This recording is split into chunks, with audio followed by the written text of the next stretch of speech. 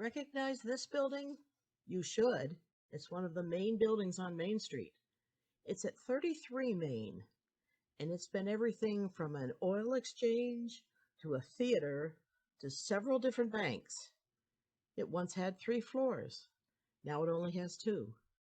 This building has stood on this very spot since 1878. It's had quite a history, so join us for Coffee with the Curator as we look at 33 Main Street. Recognize it now? It's Northwest Savings Bank.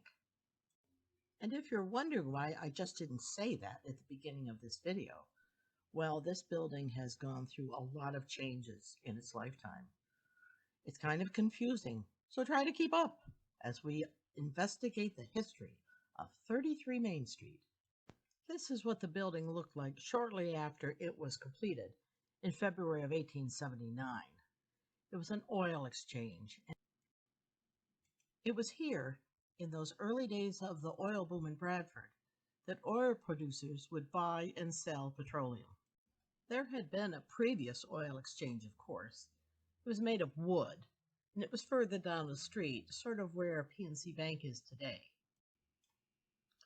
But as oil production increased in the city, it was decided that we needed a more substantial and better-looking oil exchange to impress customers and other cities. The members of the oil exchange, and there were about 100 men at this point, got together and pledged $10,000 to buy a piece of property on Main Street near the head of Congress. There was an old farmhouse there from the Johnson family, which they purchased and tore down and began to look for an architect. And they found one. This man, E.A. Curtis of Fredonia. Curtis was well known. He was a regional architect and had designed and built several buildings up in New York State. You may have heard his name before if you watched our other Coffee with the Curator videos. People were very impressed with his design, and rightfully so. It was a beautiful example of Victorian architecture. And in 20 years, E.A. Curtis will be chosen again to build the new City Hall in Bradford in 1898. Here is a rare photograph of the inside of the oil exchange as it appeared about 1880. The entire cost of the building was about $44,000, counting the price for the land, the architect's fees, and the furnishings. The building was 81 feet wide along Main Street and extended back 151 feet. To get to the actual oil change portion, you had to walk down a long hall because in the front along Main Street were 4 storefronts, including a small bank, a drugstore, a men's clothing store, a man's tailor, and inside was an office for Western Union Telegraph, which had 8 operators and an army of small boys to be used as messengers. It must have been very exciting to be a part of the oil exchange back in those days.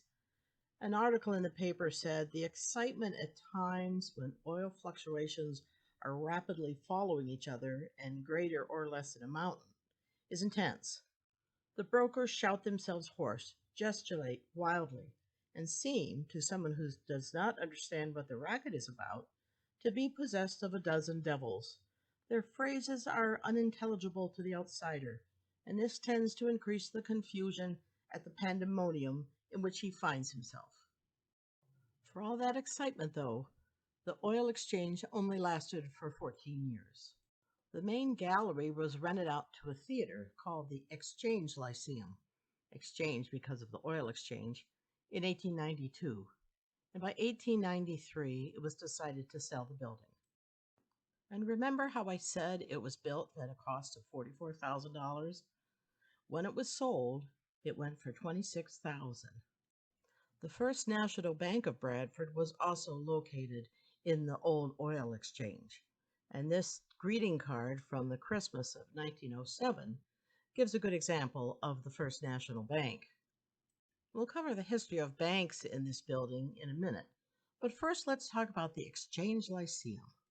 The Exchange Lyceum was a theater of sorts, more of an entertainment hall.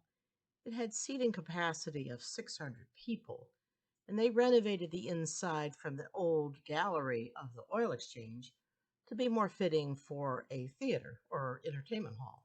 Following renovations, such as opera seats and new scenery, it was in existence for about 30 years. In 1922, however, it was sold to the McKean County Trust Company. Once again, it was going to be a bank. And do you remember how I said you'd better keep up when we start discussing the different banks that were in this building? Well, there were. The first one was the Exchange Bank, run by a small group of men, not a very large bank. As a matter of fact, the First National Bank was also in the building at the same time. The next major company to move into this building was the McKean County Trust Company. And you can see that they did some drastic renovations to the exterior of the building. We believe this photograph dates from about 1927.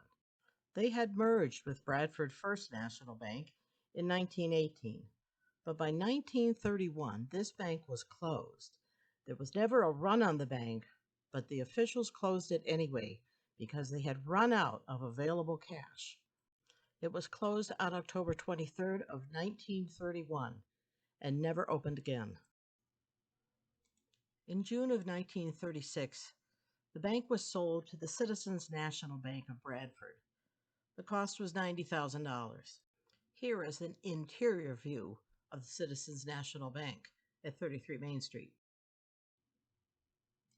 This bank remained here for over 20 years, but in September of 1958, it merged with the Bradford National Bank, which was located down the street. With the two banks merged together, it was decided to build a new bank down the street at 77 Main Street. That's where the old Bradford National Bank was located. It was decided that both banks would remain here at 33 Main Street while the new bank was being constructed. That new bank is today the PNC Bank of Bradford. Meanwhile, there were other changes in the banking community of Bradford. And remember, I told you it gets confusing.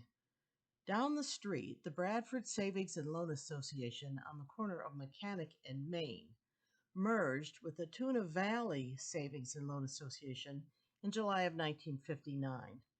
And in January of 1962, they changed the name to the Northwest Savings and Loan Association. The building was sold to Northwest Savings and Loan Association in 1959, and it was decided that a very aggressive architectural remodeling should take place. In a radical move to update the old oil exchange, the entire third floor was removed and all the front windows were covered with polished granite. A large glass globe called the weather eye, which theoretically would change color to forecast the weather, was put on the front of the building. Architect Preston Abbey headed the renovation with Charles Day as the interior decorator. Cost of the renovation was $300,000, and the grand opening was held on October 5th of 1962. In 1998, Northwest Savings Bank bought the old Grand Theater, which was to its left, and demolished it, using the space for a drive-through bank window. Today, Northwest Savings Bank remains here, although the name is now just Northwest Bank. So there you have it, the history of the oil exchange turned Lyceum Theater turned a variety of banks on Main Street. And believe me, there's a lot more to the history of banks in Bradford than what we've covered in this video. Another great topic for another coffee with the curator.